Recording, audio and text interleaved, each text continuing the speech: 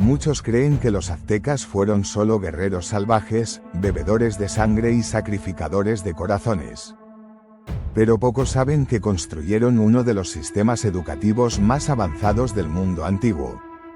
Y que sus astrónomos eran capaces de predecir eclipses, contar los días con una precisión que desafía al tiempo.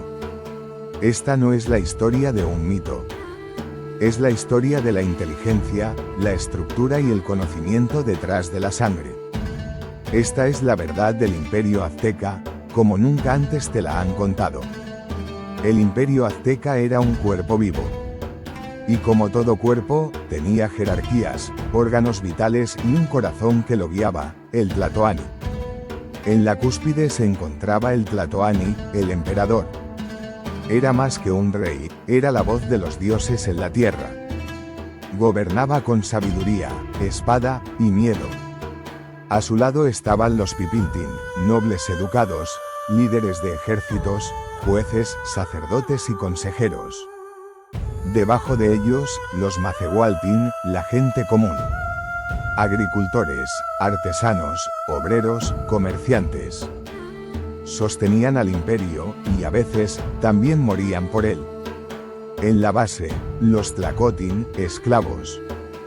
Muchos eran prisioneros de guerra, otros se vendían por deudas. Pero incluso ellos tenían derechos.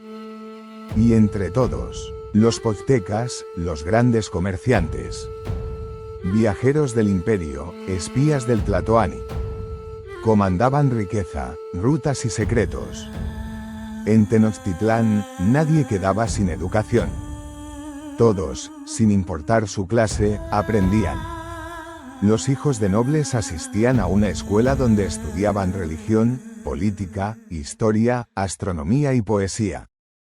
Aprendían a gobernar y a sacrificarse. Allí entrenaban cuerpo y espíritu. Aprendían a sembrar, construir, luchar y resistir. A las niñas se les enseñaba en casa. Eran formadas para ser madres, pero también parteras, curanderas, sacerdotisas. Y eso, en el mundo azteca, era igual de sagrado. Podía ser esposa, comerciante, médica o sacerdotisa. Las nobles podían administrar tierras. Las parteras eran veneradas, traían almas al mundo. En los códices, hay diosas que dan vida, y otras que la arrebatan. Las mujeres aztecas no eran invisibles, eran la mitad del universo. El mercado de Tlatelolco era más que un lugar para comprar. Era el corazón económico del imperio. Cada día, más de 30.000 personas lo llenaban. No se usaba moneda, se intercambiaban bienes. El cacao servía como unidad de valor. Se vendía de todo: maíz, frijoles, pescados, conejos, pieles, plumas de quetzal, jade, oro, obsidiana, cerámica, ropa, herramientas, tabaco, incluso esclavos. Había jueces en los mercados. Si un comerciante engañaba, podía ser azotado o ejecutado públicamente. El orden era sagrado. El sistema legal azteca era duro, pero claro. El pueblo conocía las leyes, y temía romperlas. El robo se castigaba con esclavitud o muerte. El adulterio, muerte. La corrupción judicial, ejecución pública. La embriaguez en jóvenes, lapidación. La falsificación de tributo, esclavitud. El conocimiento era otro dios para los mexicas. Y los sabios, sus sacerdotes. El calendario Tonalpohualli, de 260 días, regulaba los rituales. Sabían de eclipses, alineaciones planetarias, estaciones, fases lunares y equinoccios. Su comprensión del tiempo era matemática y mágica. El templo mayor estaba alineado con el solsticio de invierno. Cada construcción era también un calendario viviente. Los aztecas usaban más de 300 plantas medicinales, para fiebres, heridas, fracturas, infecciones y partos. También practicaban cirugía menor, sangrías, limpias espirituales y rituales de sanación. Creían que toda enfermedad tenía dos causas, una natural y otra espiritual. Los Tlamatinime eran los sabios del imperio. Hombres de pensamiento profundo, poetas, astrónomos, consejeros. Para ellos, la verdad era inalcanzable, como la flor que se deshoja. Solo en sueños es verdadera la vida. Solo en cantos, somos eternos. Creían en la impermanencia, en la dualidad de las cosas, en que todo es flor y canto, hasta que desaparece. Los aztecas escribían con símbolos, dibujos y colores. Sus códices eran libros de piel o papel amate, plegados como acordeones. Registraban historia, guerras, leyes, astronomía, genealogía y rituales. Tras la conquista, casi todos fueron quemados por los frailes. Los códices que quedaron son mapas sagrados. Guían nuestro conocimiento del pasado, como las estrellas guían al navegante. El imperio azteca fue más que un altar sangriento. Fue una mente colosal que pensaba, juzgaba, educaba y soñaba con los dioses. En sus templos hubo sacrificio, pero también sabiduría. En sus mercados hubo comercio, pero también justicia. Y en cada uno de sus hijos, vivía la certeza de que el universo solo se sostenía si cada parte cumplía su deber. El equilibrio era su religión. Pero el equilibrio no dura para siempre. Desde el horizonte, llegaron los presagios. Llantos en la noche. Seres extraños en el agua. Y luego, llegaron ellos, hombres blancos, con armas de trueno y caballos de guerra. Moctezuma escuchó, pero ya era tarde. Había señales en el cielo. Cometas de fuego, luces que cruzaban la noche. Lamentos de mujer en los canales, figuras que emergían de las aguas y desaparecían entre la neblina. Moctezuma, emperador de los mexicas, no dormía. Cada noche despertaba con el pecho hundido, como si el tiempo se derrumbara sobre él. Y entonces llegaron. No eran hombres comunes. Hablaban lenguas que parecían hechizos, y sus armas hacían tronar la tierra. Algunos decían que eran enviados de Quetzalcóatl, el dios que había prometido volver. Otros, que eran demonios. Pero todos sabían lo mismo, algo había cambiado para siempre. Hernán Cortés no vino solo. Venía con hombres de hierro, pólvora, ambición y miedo. Pero también venía con un arma más poderosa que las espadas, Malinche. Una joven esclava náhuatl, políglota, inteligente, capaz de traducir pensamientos entre mundos. Y a través de ella, sembró la duda, la división, y el poder de su palabra. Porque Cortés entendió algo que Moctezuma no supo hasta que fue tarde, el imperio azteca tenía enemigos internos. Y esos enemigos tenían nombre, Tlaxcala. Tlaxcala había resistido décadas de guerra contra los mexicas. Eran fieros, orgullosos, y odiaban pagar tributo. Fue allí, se dejó capturar, y convenció a sus captores de que podía destruir al monstruo del lago. Los tlaxcaltecas, al principio, dudaron. Podían destruir a Tenochtitlán, si usaban al extranjero como herramienta. Y lo hicieron. Miles de guerreros indígenas marcharon junto a los españoles. En sus manos no había oro, sino furia acumulada. Moctezuma eligió recibir a Cortés con regalos. Oro, joyas, plumas sagradas, comida, danzas, códices. Pero Cortés no vio esplendor, vio riqueza.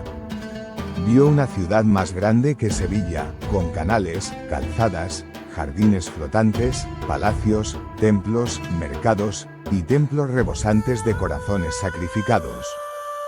Vio la sangre en las escalinatas del templo mayor y supo que sus hombres jamás aceptarían un mundo donde los dioses bebían sangre. Pero más aún, vio un imperio que se sostenía por el miedo. Y el miedo, como la pólvora, se puede encender. Los españoles fueron alojados en el corazón de la ciudad. Moctezuma los trató como invitados, pero en secreto, temía que fueran dioses disfrazados. no dudó y la duda lo mató. Cortés lo tomó prisionero en su propio palacio. Usó su voz para gobernar. Lo convirtió en un títere frente al pueblo. Y cuando los mexicas comenzaron a sospechar, ya era tarde.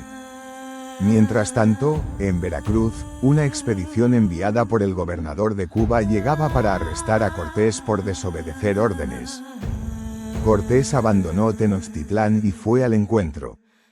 Derrotó a sus perseguidores, y convenció a los sobrevivientes de unirse a su ejército.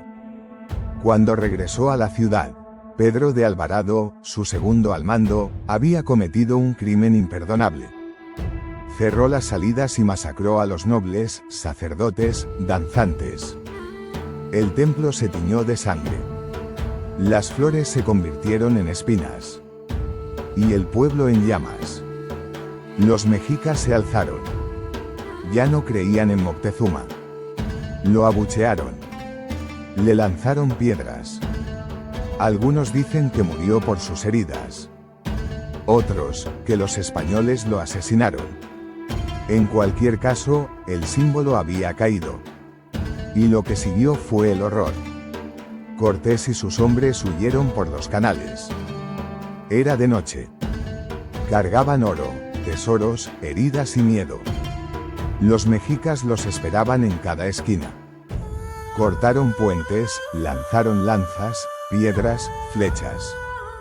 La sangre se mezcló con el agua. Fue la noche triste. Los españoles perdieron a la mitad de sus hombres. Tlaxcaltecas muertos flotaban como sombras. Oro perdido en las profundidades del lago. Cortés lloró. Pero no se rindió. Se refugió en Tlaxcala. Y allí preparó su venganza. Construyó bergantines, barcos desmontables que podrían navegar los canales del lago. Reclutó más aliados indígenas, otomíes, totonacas, cempoaltecas. El ejército creció. No eran solo españoles, eran miles de indígenas que querían ver arder Tenochtitlán. La viruela llegó antes que ellos. Un esclavo africano infectado había desembarcado en Veracruz. El virus se extendió como fuego invisible. Los mexicas no tenían defensas. Morían por miles. Las calles eran cementerios. Y Cuauhtémoc, joven y valiente, asumió el mando, en medio del apocalipsis. Cortés rodeó la ciudad. Cortó los acueductos. Bloqueó los canales. Bombardeó templos, quemó casas, destruyó chinampas. Fue una guerra casa por casa, piedra por piedra. Los mexicas resistieron. No rendían los templos. Pero cada día, eran menos. La viruela los diezmaba, y el hambre los devoraba. Finalmente, Cuauhtémoc fue capturado mientras intentaba escapar por el lago. Fue traído ante Cortés. Algunos dicen que pidió ser asesinado con honor. Pero Cortés lo mantuvo con vida, y lo torturó, para que hablara donde tenía el oro guardado. Buscaba el oro. Quería saber dónde estaba el tesoro de Moctezuma. Pero Cuauhtémoc no habló. Tenochtitlán cayó en agosto de 1521. No solo cayó una ciudad. Cayó una civilización. Los templos fueron destruidos. Los códices, quemados. Las esculturas, fundidas.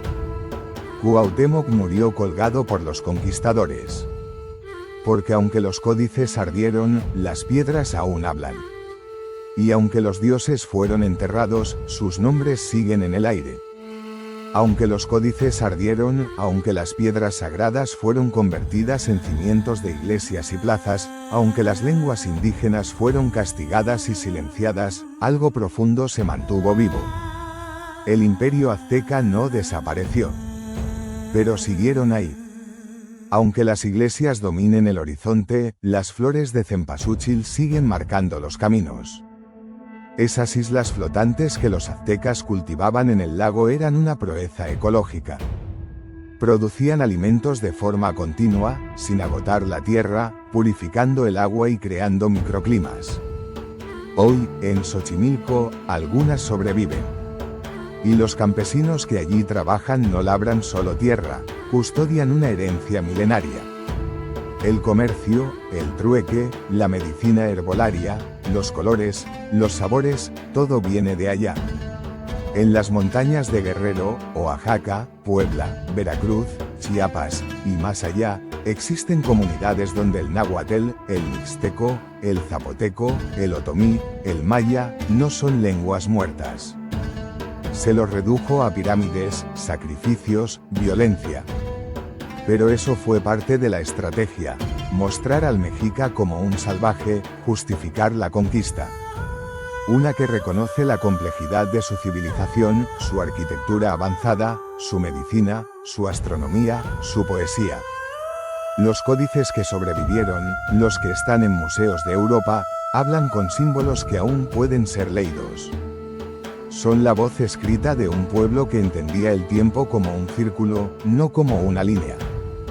Que no dividía ciencia y religión, sino que las tejía juntas.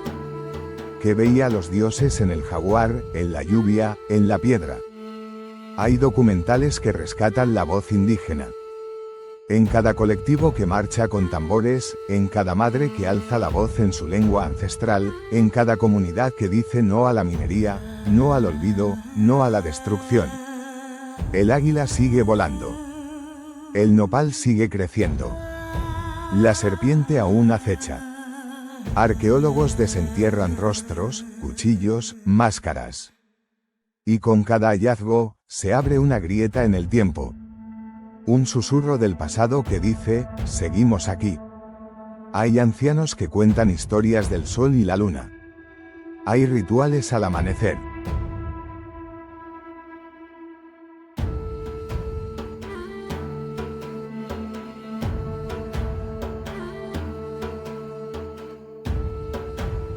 Porque más allá del oro, más allá de los templos caídos, el verdadero tesoro es la memoria.